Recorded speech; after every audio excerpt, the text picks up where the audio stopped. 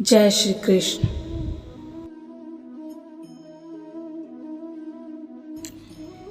कैसे बाल कृष्ण की पृथ्वी पर जन्म लिया और दुनिया में असुरों का नाश किया, साथ ही अपनी लीलाओं से लोगों का मन मोह लिया। कृष्ण के नाम से पुकारा जाता है, जैसे बाल गोपाल, मुरलीधर, गोविंद, कान्हा, नंदलाल, नंद किशोर आदि।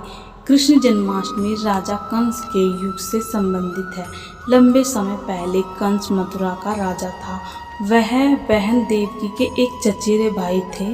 वह अपनी बहन को गहरे दिल से प्यार करता था और कभी भी उसे उदास नहीं होने देता था। वह अपनी बहन की शादी में दिल से शामिल हुआ और आनंद लिया। एक बार जब वह अपनी बहन के ससुराल घर जा रहा था, तभी उसे आकाश में छिपी आवाज़ से चेतावनी मिली कि कंस, जिस बहन को तुम बहुत प्यार कर रहे हो, वह एक दिन तुम्हारी मृत्यु का कारण बनेगी। देवकी और वासुदेव का 8वां बच्चा तुम्हें मार डालेगा। जैसे ही उसे चेतावनी मिली, उसने अपने सैनिकों को अपनी बहन देवकी और उसके पति वासुदेव को कारागार में रखने के लिए आदेश दिया। उसने मथुरा के सभी लोगों के साथ क्रूरता से बर्ताव करना शुरू कर दिया। उसने घोषणा की कि मैं अपनी बहन के सभी बच्चों को अपने हत्यारे को रास्ते से निकालने के लिए मार दूंगा। उसकी बहन ने अपने पहले बच्चे को जन्म दिया, फिर दूसरा, तीसरा और फिर 7वां, जो कि कंस के द्वारा एक एक करके मारे गए। बाद में देवकी अपने 8वें बच्चे के साथ गर्भवती हुई, अर्थात कृष्ण जी, जो कि भगवान विष्णु का अवतार थे।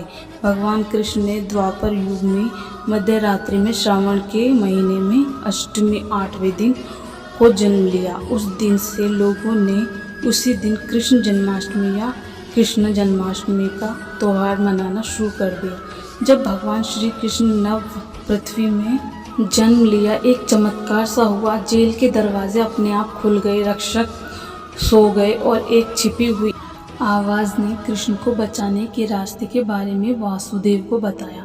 वासुदेव ने कृष्णा को एक छोटी सी टोकरी में ले लिया और अंधेरे में मध्यरात्रि में एक बड़ी नदी से गोकुल में अपने दोस्त नंद के पास ले गए।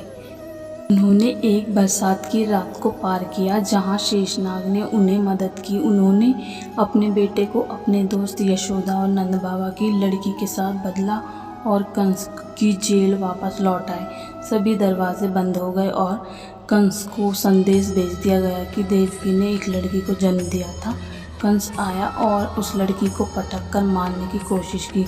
उसी समय वह लड़की कंस के हाथों से अदृश्य होकर आकाश में अपने असली रूप में बिजली कन्या के रूप में प्रकट हुई और उसने चेतावनी दी और कहा, अरे मूर्ख कंस, तुम्हारा हत्यारा तो बहुत सुरक्षित जगह पर बढ़ रहा है और जब भी तुम्हारा समय पूरा हो जाएगा तब वो तुम्हारा वध कर देगा। हिंदू पौराणिक कथाओं के अनुसार भगवान कृष्ण भगवान विष्णु के 8वें अवतार थे। यशोदा और नंद के सुरक्षित हाथों में गोकुल के बाल कृष्ण धीरे धीरे बढ़ रहे थे। बाद में उन्हें कंस की सभी क्रूरता को समाप्त कर दिया और कंस की जेल से अपने माता पिता को मुक्त कर दिया।